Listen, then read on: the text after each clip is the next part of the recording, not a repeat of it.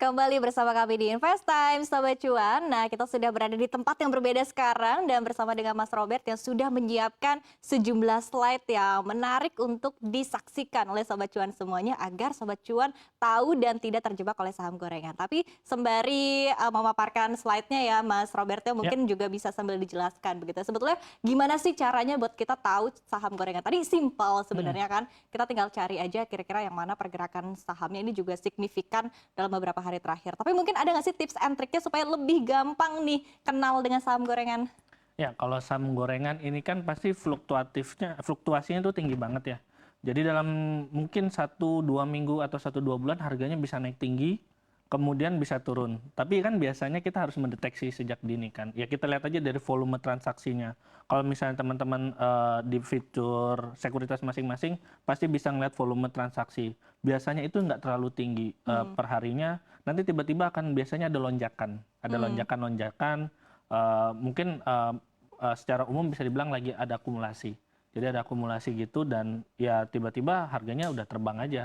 Mungkin sehari, 2 hari, 3 hari ada koreksi wajar, kemudian naik lagi tanpa ada berita, mungkin fundamentalnya juga tidak terlalu bagus. Ya intinya nggak ada kabar apa-apa, senyap, nggak ada kebijakan apapun, nggak ada kebijakan yang akan mempengaruhi fundamental Hmm. Hmm. perusahaan, nggak ada kabar baik atau kabar buruk, sahamnya bergerak. Oke, berarti Ya. tadi keywordsnya tidak ada kabar baik, tidak ada kabar buruk gitu. Mm-mm. Jadi bisa dibedain ya sama misalnya kan ada di kala waktu tertentu gitu Ya. kan satu isu ini tengah menjadi perhatian utama sehingga Mm-mm. akhirnya sahamnya juga diborong gitu kan. Itu jadi berbeda ya konsepnya ya dengan saham Berbeda. gorengan ya. Ya, kalau misalnya ada isu kan di situ akan ada trust investor ya. Yang lebih dilihat adalah trust investor. Kalau misalnya isunya bagus, investor juga akan Hmm. mengapresiasi saham tersebut. Dampaknya ke fundamental, dampaknya ke bisnis, dampaknya ke citra perusahaan itu pasti akan dilihat oleh investor. Entah itu diapresiasi atau investor malah melego sahamnya tergantung dari isunya tersebut. Tapi kalau misalnya saham gorengan mungkin nggak ada isu. Isunya belakangan. Jadi ketika sahamnya naik, udah naik tinggi baru keluar isunya apa. Itu biasanya mungkin seperti itu kalau para pelaku pasar juga melihatnya mungkin seperti itu. Jadi isunya masih nanti, tapi Mm-mm. sahamnya udah naik tinggi. Oke, nah kemudian bedanya nih, jadi itu juga menjadi perbedaan Iya. fundamental ya dengan saham-saham multi-bagger ya, karena biasanya kan juga orang pada nyarinya saham-saham multi-bagger nih ya, tapi Mm, kan perbedaannya dengan saham gorengan sendiri tadi terletak di isunya juga ya. iya.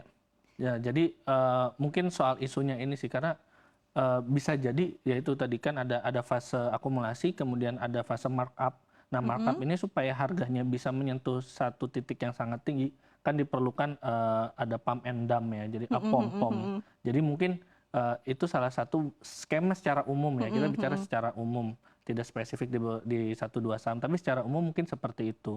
Jadi ketika harganya sudah naik tinggi, untuk menarik lebih banyak massa lagi dan mungkin untuk menuju fase distribusi ketika Mm-mm. sahamnya itu udah mulai dilego sama pemegang saham yang sangat besar atau yang sudah ngambil cuan di awal atau bahkan yang dalam istilahnya mungkin bandar ya istilah kasarnya ya. Mm-mm. Nah, mungkin itu diperlukan pump and dump. Nah, itu biasanya terjadi mungkin di masa Mm. markup itu. Jadi harga udah Mm. dari akumulasi kemudian naik dan menuju distribusi sudah saat tinggi udah saatnya turun. Oke, kalau ngomongin soal bandar, kalau dulu kan mungkin bisa ketahuan kali ya, sebetulnya bandar siapa nih yang lagi Ya, mainin gitu kan, ya. karena ada kode-kodenya gitu. Tapi di satu sisi juga kalau kita lihat kondisinya saat ini kan juga kan kodenya juga sudah mulai Mm-mm. ditutup, sehingga akhirnya kita eh, kurang bisa ya untuk meraba-raba kira-kira siapa yang buy, siapa yang sell gitu. Nah, sebetulnya cara yang bisa dilakukan saat ini untuk mengenali bahwa suatu emiten, suatu saham ini tengah dipermainkan oleh bandar seperti apa? Ya, kalau bandar kan istilah kasar ya. Iya, Jadi betul. mungkin kalau orang lihat dulu dari satu sekuritas tiba-tiba melakukan pembelian banyak itu dikatakan bandar. Hmm. Tapi kan bandar siapa itu secara spesifik itu banyak sebenarnya.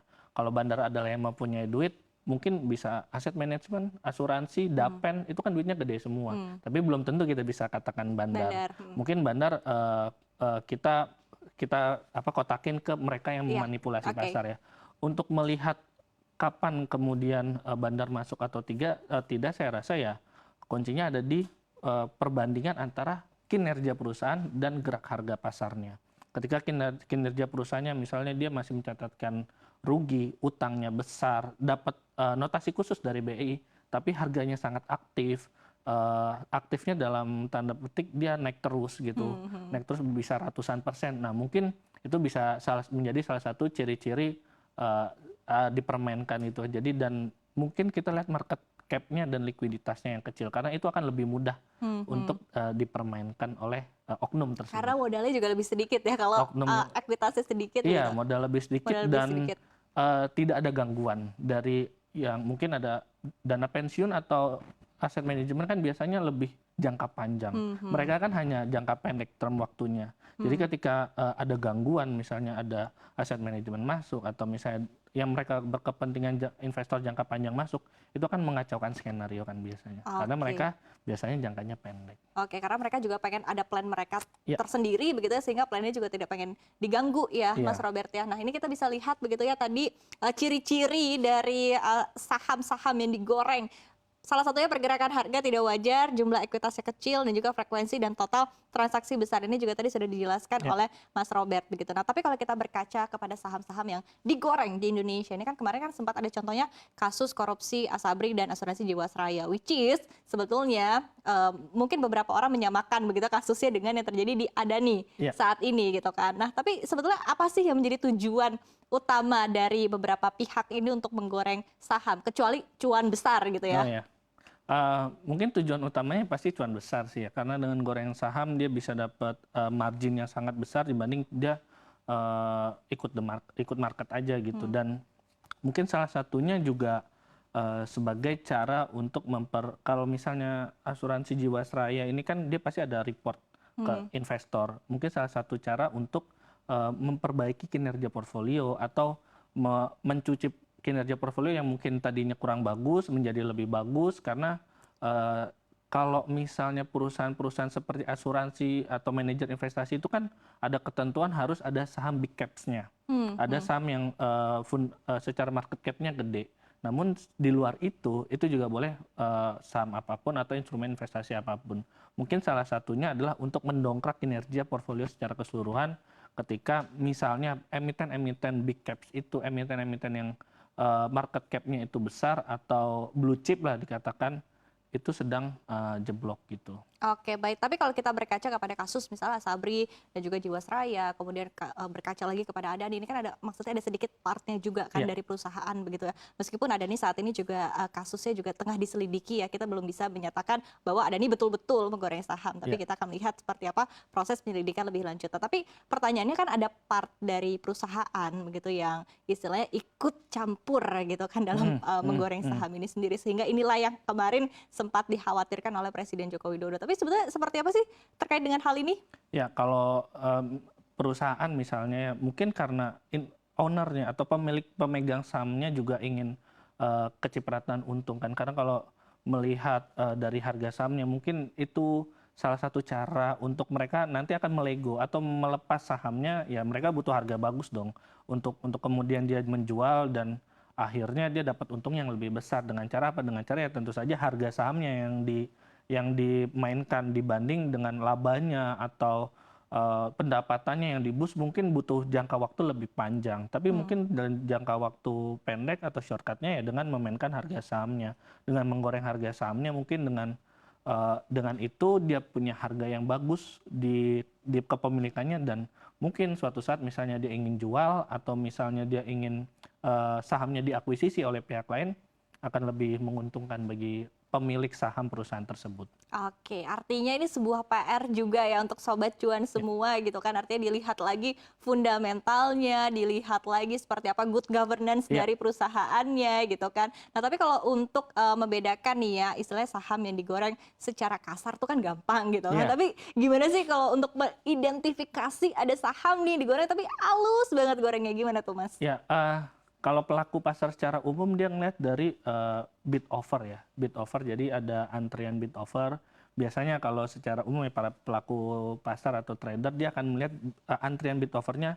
Misalnya di harga 100 antriannya hanya 200 lot, di harga 150 antriannya hanya 300 lot. Nah tiba-tiba di harga 150 misalnya tiba-tiba ada antrian sebesar 50.000 lot. Nah ini biasanya menjadi salah satu indikasi bagi para pelaku pasar, bagi para trader, oh ini berarti sahamnya lagi dijagain atau sedang ditata atau dikelola lah istilah halusnya. Jadi mungkin itu juga yang biasanya dilakukan juga sih. Kita lihat bid offernya juga, kita lihat antrian bid offernya.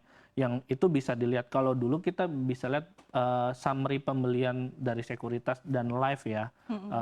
Kalau sekarang kan nggak bisa, kita harus tunggu market close dulu baru kita analisis. Tapi kan tetap aja, itu kita nggak tahu nih besoknya Pergerakannya seperti pergerakannya apa, seperti apa. ya. Makanya dulu terkenal istilah bandarmologi. Nah ini kan mengacu pada aksi-aksi seperti itu. Kita melihat running trade, tiba-tiba ada antrian banyak, tiba-tiba ada yang masuk lot banyak gitu. Kita lihat bid offernya, kita lihat juga dari transaksi sekuritas kode-kodenya sama.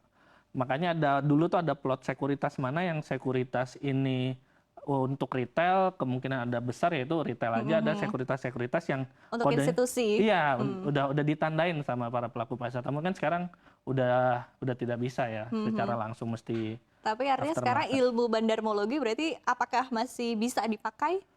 Mungkin sebagian iya ya, tetap bisa dipakai dengan kita bandarmologi kan juga kita melihat tren akumulasi, markup, distribusi dan kemudian downtrendnya. Sebenarnya itu juga konsep itu masih bisa dipakai untuk saat ini. Cuman mungkin aksinya tidak akan lebih cepat. Mungkin ada perubahan dari mereka yang intraday trading, yang mainnya menitan, yang mainnya mungkin cuma 5 menit atau 3 menit beli jualnya lebih cepat ya. Mungkin sekarang jadi daily trading. Tapi tetap aja sebenarnya bandarmologi mungkin bisa dipakai. Oke, nah biasanya nih ya ada orang-orang tertentu yang justru doyannya nih Iya, Mas saham gorengan karena menurut mereka tuh kriuknya tuh lebih berasa, cuannya tuh lebih berasa gitu iya. kan. Tapi kan tentu nggak bisa semua orang ya, tentu Sobat Cuan juga perlu hati-hati mungkin kalau misalnya udah skillnya udah lebih expert lagi baru bisa cocok begitu kan untuk join ataupun juga ikutan di saham, mengendarai ya Iya, saham-saham gorengan. mengenai. Tapi sebetulnya seberapa aman nih ya untuk mereka yang emang ngerasa udah kayak aduh gue udah jago nih Mas gitu, gue mau ikut saham gorengan deh. Seberapa aman sih sebetulnya skill kita, ilmu kita untuk ikut bisa join ataupun juga meraup cuan di saham gorengan? Ya, ada yang bilang kalau kita misalnya trading di saham, instrumen investasi saham itu skill itu hanya 30%. 70%-nya adalah psikologi. Yang sering dilupakan adalah psikologisnya. Ketika kita di saham gorengan misalnya fluktuasinya sangat tinggi, kita masuk, kita cuan, kita happy, kita akan terus di situ. Tapi kalau ketika sudah jatuh, turun, kita lupa cut loss. Kita lupa cut loss, nanti kita biarin, tahu-tahu udah 40% ruginya. Di situ kita baru mulai insaf, tapi akan masuk lagi karena penasaran, karena ingin membalas. Nah, itu sebenarnya akan membuat lingkaran setan. Jadi rugi, insaf, penasaran, masuk lagi, rugi lagi, insaf. Nah, itu tuh. Karena jatuhnya gambling ya, bukan Iya, analisa ya. itu yang sebenarnya itu kan psikologisnya ya. Bagaimana kita mengendalikan diri, ketenangan. Kalau misalnya udah cuan, udah stop, keluar dari market, udah kita have fun. Nanti ketika mental kita siap lagi, baru masuk ke market lagi, kita adaptasi dengan market lagi. Skillnya bisa dipelajari banyak ya, mau online, mau offline, itu banyak banget tentang skill trading saham. Tapi psikologis itu kita harus kenal diri sendiri kita harus tahu profil risiko kita. Kalau profil risiko kita moderat, kita mau main saham gorengan, ya kita siap gak tuh nerima fluktuasinya yang sangat tinggi. Jangan sampai ketika harganya naik tiba-tiba 20% senang, jatuh 5% aja udah panik, padahal masih cuma 15%. Nah ini yang perlu dikenali dulu diri sendiri seperti apa. Nggak melulu tentang skill sih, tapi psikologis juga perlu diperhatikan. Oke, ini lumayan hard truth ya. Iya. Tidak melulu soal skill, skillnya cuma 30% ya. 70%-nya seperti apa tadi? Psychological Iya, ride-nya gitu ya, naik iya, turunnya tadi ya. mentalnya semuanya. Jadi skill itu porsi kecil, tapi psikologi dan bagaimana kita mengatur ketika udah cuan, bagaimana mengatur mental kita ketika rugi itu lebih penting. Oke, tapi mungkin ada Sobat Cuan yang kayak ngerasa, oke gue skill gue udah oke. Kemudian dari psikologi juga merasa mungkin oke sudah bisa mulai menerima begitu kan. Kalau misal loss-nya lumayan besar, udah tahu lah strategi seperti apa. Intinya mau lah join gitu kan, atau mau lah mengendarai si saham-saham ini. Menurut Mas Robert sendiri bijak atau tidak? Nggak masalah, karena kita investasi saham kan tujuannya cuan. Oke, Asal kita bisa ngatur portfolio manajemen kita. jadi halal ya? Halal, sejauh itu kita tidak merugikan orang lain. Nah, maksudnya ketika kita rugi yang kita salah-salahin orang lain, akhirnya bahkan mungkin beberapa kasus ada sampai bunuh diri. Nah, itu kan sebenarnya malah merugikan diri sendiri juga. Oke, Nah, itu yang nggak boleh tuh. Kalau Oke. misalnya kita siap mental, kita udah pengalaman, mau masuk nggak masalah. Dengan catatannya tadi itu ya, Iya, harus terima resikonya, iya, harus terima high risk, high high return. gain ya, high return Iya. ya. Oke. Nah, tapi tips and triknya nih Mas untuk mereka, untuk sobat cuan semua yang mungkin tertarik untuk oke pengen cobain deh kriuknya di saham-saham gorengan, itu gimana Mas? Pertama kenali profil risiko ya. Kalau misalnya profil risiko kita udah tahu nih kita apa moderat atau agresif atau biasa aja, kita bisa tahu kontrol kita ketika kita melihat saham itu naik tinggi atau turun tinggi. Kalau misalnya kita profil yang cukup tinggi, mungkin akan biasa saja yang melihat itu. Dan harus tahu resiko, karena kebanyakan orang mengenal investasi saham melulu tentang cuan. Hmm, Cuan, hmm, cuan, dan hmm. cuan. Ngitung di bayangan. Kalau misalnya cuan sebulan 20%, artinya kalau misalnya setahun cuannya bisa 240%, terus tiba-tiba Hmm. kayak raya. Tapi dia nggak tahu di balik 20% itu juga bisa loss 20%.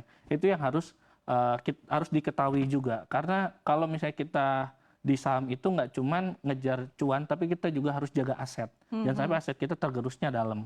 Makanya kan ada stop loss, kita harus hitung stop loss, kita harus hitung profit takingnya, supaya kita tahu kapan kita keluar, kapan keluar untuk gain, kapan keluar untuk loss.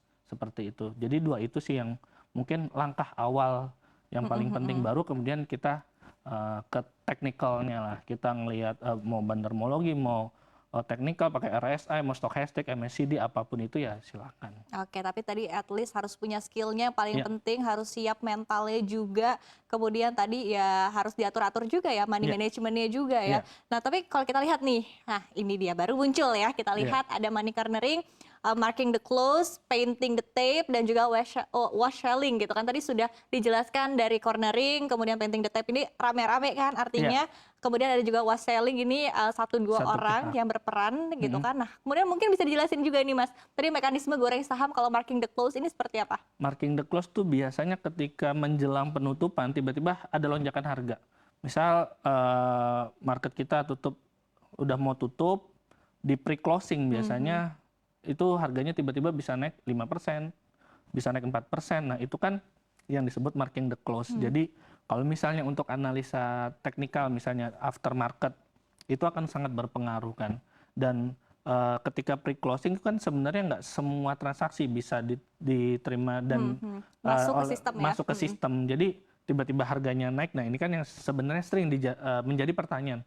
Kok tiba-tiba naik? Kok tiba-tiba turun? Dan beberapa kali malah saham-saham yang berpengaruh terhadap IHSG sih, yang tiba-tiba di akhir perdagangan naik gitu. Iya, iya, Dan betul-betul. paling kental sih kelihatan zaman-zaman 2017, 2018, ketika IHSG mau sentuh rekor, biasanya ada saham-saham yang memiliki bobot besar ke IHSG itu di closingnya tuh tiba-tiba naik, tiba-tiba naik. Oke. Itu kan akan mendorong IHSG menjadi lebih cantik ya, penutupannya, closingnya.